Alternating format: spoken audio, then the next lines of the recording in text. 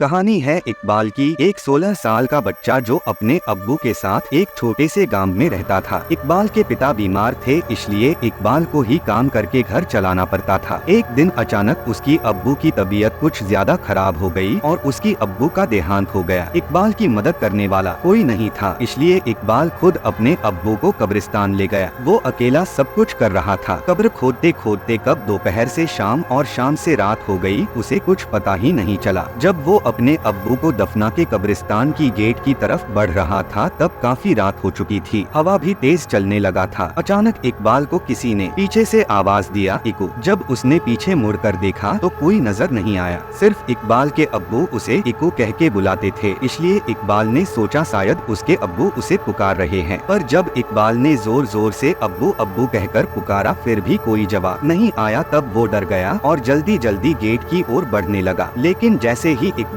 Gate के नजदीक पहुंचा, अचानक गेट बंद हो गई। वो एकदम से घबरा गया। कब्रिस्तान की दीवारें और गेट इतनी ऊंची थी कि वो उसे किसी भी तरह पार नहीं कर सकता था। कब्रिस्तान की एक और गेट थी जो कि पीछे तरफ थी, लेकिन उस गेट तक जाने के लिए इकबाल को वापस कब्रिस्तान के बीच से होकर जाना पड़ता। किसी तरह हिम्मत जुटाकर उसने दूसरे गेट तक जाने का फैसला किया। वो सुनसान कब्रिस्तान के बीच से जा ही रहा था कि अचानक उसे दूर एक आदमी खड़ा हुआ दिखाई दिया। वो उस आदमी के पास गया और पूछा, कौन हो तुम? उस तरफ थी, लेकिन उस गेट तक जाने के लिए इकबाल को वापस कब्रिस्तान के बीच से होकर जाना पड़ता। किसी तरह हिम्मत जुटाकर उसने दूसरे गेट तक जाने का फैसला किया। वो सुनसान कब्रिस्तान के बीच से जा ही रहा था कि अचानक उसे दूर एक आदमी खड़ा हुआ दिखाई दिया। वो उस आदमी के पास गया और पूछा, कौन हो तुम? उस आदमी ने कोई जवाब नहीं दिया। इकबाल फिर से उसे पूछने ही वाला था कि उस आदमी का सिर अचानक से पीछे घूम गया। उसका दोनों आंखें लाल था और इकबाल को गुस्से से देख रहा था। ये देखकर इकबाल जोर से चिल्लाया और भागने लगा। भागते भागते वो एक पेड़ के पास जाकर रुका और किसी तरह वहीं पे रात गुजारने का फैसला किया। कुछ ही देर में उसके चारों तरफ कोहरा छाने लगा। अचानक उसने कोहरे में एक औरत को भागते हुए देखा। उस औरत के पीछे पीछे एक बच्चा भी भाग रहा था और उस बच्चे के पीछे एक और औरत भाग रही थी। लेकिन वो औरत भागते भागते अचानक रुक गई और इकबाल की तरफ आने लगी। जैसे ही कोहरा हटा, उस औरत की चेहरा इकबाल को साफ साफ दिखने लगी। उस औरत को देखकर इकबाल की रोंगटे खड़े हो गए, मानो जैसे कि वो औरत सालों से उस कब्रिस्तान में दफन हो। वो औरत इकबाल के करीब आ रही थी और इकबाल धीरे धीरे पीछे हट रहा था। अचानक इकबाल का पैर फिसला और वो एक कब्र में जा गिरा। कब्र इतना गहरा था कि वो वहाँ से निकल भी नहीं पा रहा था। उसे लगा कि कोई उसे जमीन के अंदर खींच रही है। जब वो पीछे मुड़ा तो देखा कि वही औरत उसे खींच रही है। उसका आधा शरीर जमीन के अंदर जा चुका था कि अचानक उसे लगा कोई उसका हाथ पकड़ के ऊपर खींच रहा है। वो जैसे ही ऊपर आया, सीधा कब्रिस्तान के बाहर भागते हुए चला गया। उसे समझ आ गया था कि उसे ऊपर खींचने वाला उसके अब्बू ही था। इसीलिए कहते हैं, जो आपसे सच्चा प्यार करता है वो आपको मरने के बाद भी मदद करता है।